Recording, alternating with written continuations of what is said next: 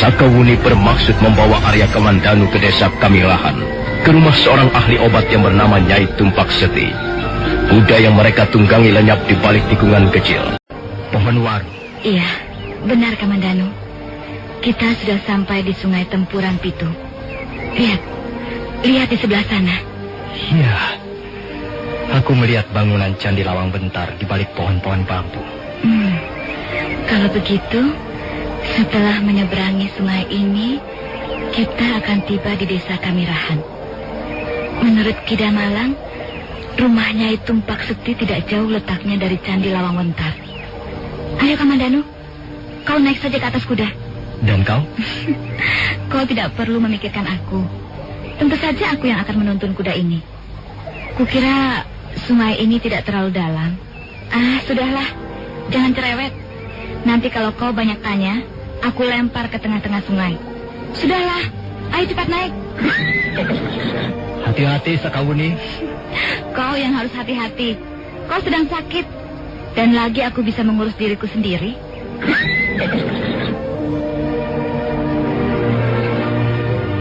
Arya Kamandanu duduk di atas punggung kuda, sementara Sakawuni menuntun binatang itu berjalan di sela-sela batu-batuan. Sungai itu tidak dalam, tapi arusnya cukup deras. Beberapa kali Sakawuni hampir saja terjatuh, terpeleset batu-batuan sungai yang licin berlumut. Pakaianmu basah, Sakawuni. Tentu saja basah, karena aku yang harus menuntun kuda ini menyeberangi sungai. Ayolah Kamandanu, kau duduk agak ke belakang. Aku akan naik. Kamandanu, kenapa kau tidak mau berpegangan? Pegang saja pinggangku, supaya kau tidak jatuh di jalan. Kau tidak marah kalau aku memeluk pinggangmu dari belakang? Goblok. Aku tidak menyuruhmu memeluk pinggangku. Aku menyuruhmu berpegangan supaya tidak jatuh. Kau tahu kan artinya berpegangan? Iya, aku tahu. Baiklah. Apakah begini sudah cukup, Sakawuni? Terserah. Yang penting kau tidak jatuh. Hiya!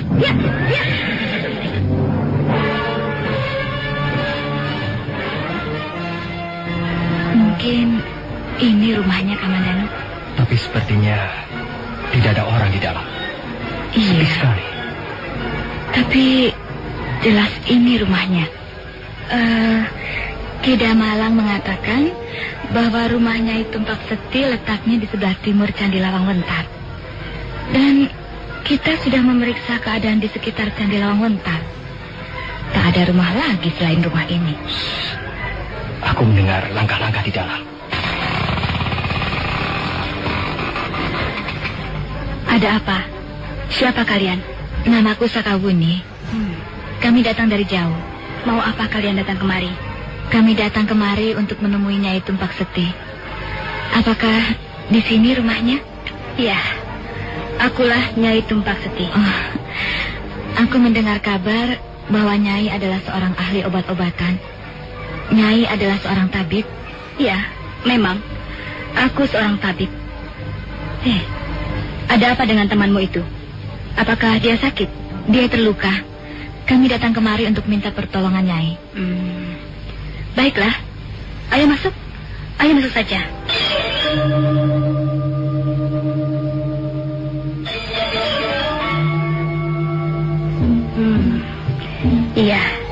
Iya ya. Aku sudah memeriksa luka-luka temanmu ini. Nampaknya keadaannya tidak begitu mengembirakan. Iya. Dia terkena pukulan tenaga dalam. Aku tahu. Dan pukulan yang mengenai lambung kirinya mengandung racun yang hebat sekali. Pantas kalau Kidamalang tidak sanggup mengobatinya.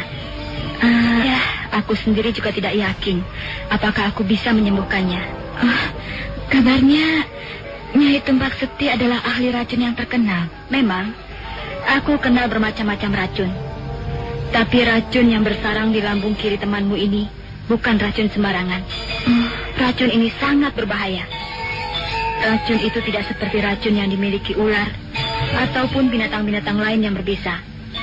Racun itu adalah ilmu hitam, ilmu sesat. Lalu bagaimana, Nyai? Apakah Nyai masih sanggup mengobatinya? Ya, aku akan berusaha. Tapi ingat, aku belum tentu berhasil. Aku bisa saja gagal. Tapi seandainya gagal, aku jamin hal itu tidak akan menyebabkan kematiannya. Hanya mungkin, ya, mungkin kedua belah kakinya akan lumpuh seumur hidupnya.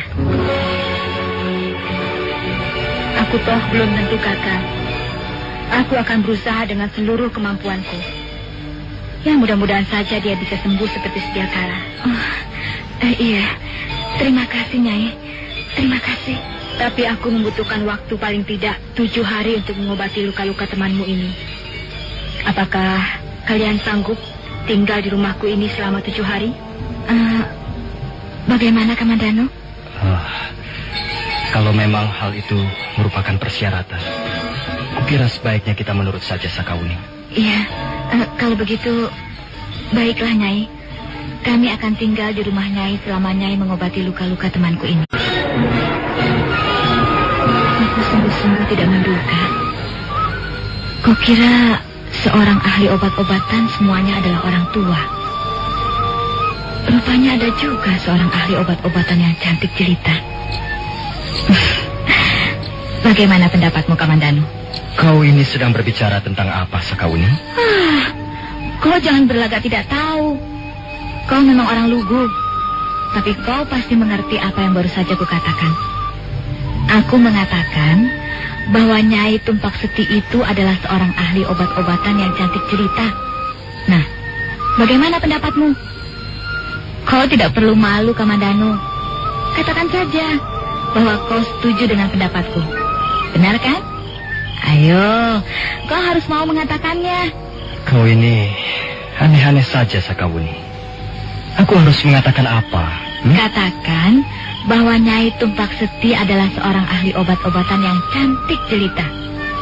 Kukira umurnya belum mencapai 30 tahun. Nampaknya dia awet muda. Tubuhnya masih berisi. Kukira dia adalah seorang wanita yang cukup menggairahkan.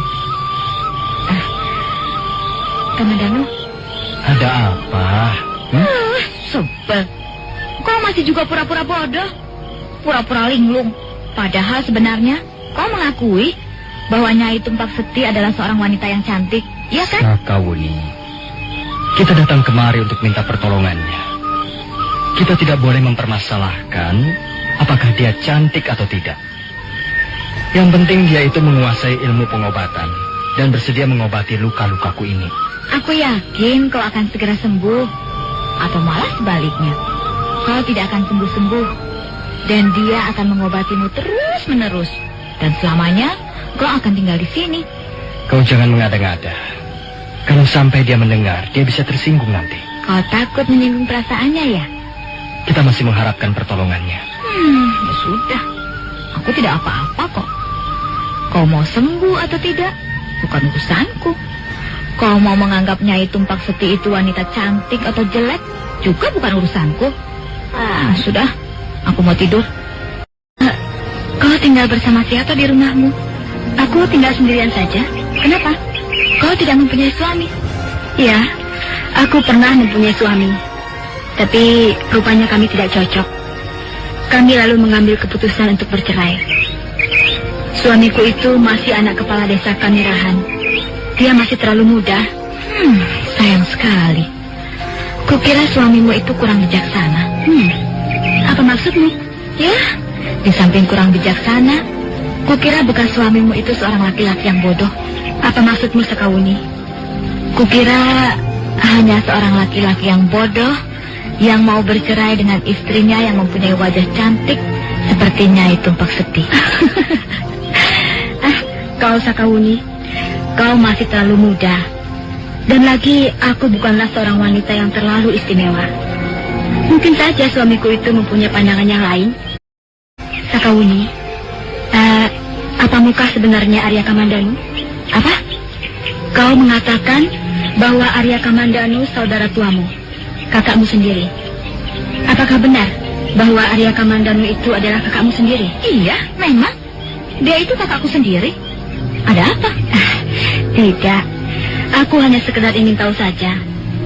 Tapi sepertinya dia bukan saudara tuamu. Kukira dia lebih tepat menjadi kekasihmu, atau pacarmu, atau suamimu. Sudahlah. Aku tidak mau bicara soal itu. Kukira daun-daun ini sudah cukup banyak. Tidak bisa, Sakawuni. Kau jangan menunggu di sini. Kau harus pergi. Hah? Apa? Aku harus pergi? Kenapa? Maksudku, kau jangan berada di ruangan ini. Aku harus memborehi tubuh temanmu dengan ramuan daun-daunan ini. Aku juga akan mengurut seluruh tubuhnya sampai merata. Dan aku tidak biasa bekerja dengan ditunggui seseorang. Maksudku, kau boleh berjalan-jalan di luar.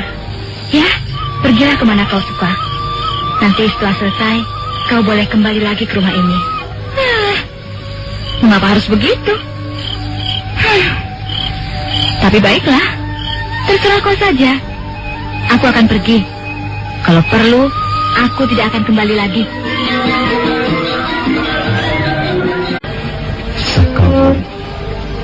Sakawu. Apa benar yang dikatakannya itu, Pak Siti? Rasanya tidak. Sakawuni seorang gadis yang selalu mendambakan kebebasan. Dia terlalu masa bodoh dan tidak pernah ambil peduli dengan orang lain. Bagaimana dia bisa mencintaiku? Kukira pendapatnya itu, Pak Seti, tidak pada tempatnya. Ini menengadahkan wajahnya ke angkasa. Langit penuh bertaburan bintang. Tiba-tiba dia merasa hatinya kosong dan sedih. Benarkah yang dikatakannya itu, Pak Sakti? Benarkah aku cemburu padanya? Alangkah tidak senangnya mempunyai hati yang sedang cemburu. Aku menjadi tersiksa sekali. Aku menjadi seperti kehilangan pegangan. Aku ingin marah. Tapi pada siapa? Benarkah yang dikatakannya itu, Pak Siti? Benarkah aku menaruh hati pada Arya Kamandanu? Mudah-mudahan saja tidak. Mudah-mudahan saja aku hanya sekedar menaruh rasa kasihan pada laki-laki dungu itu.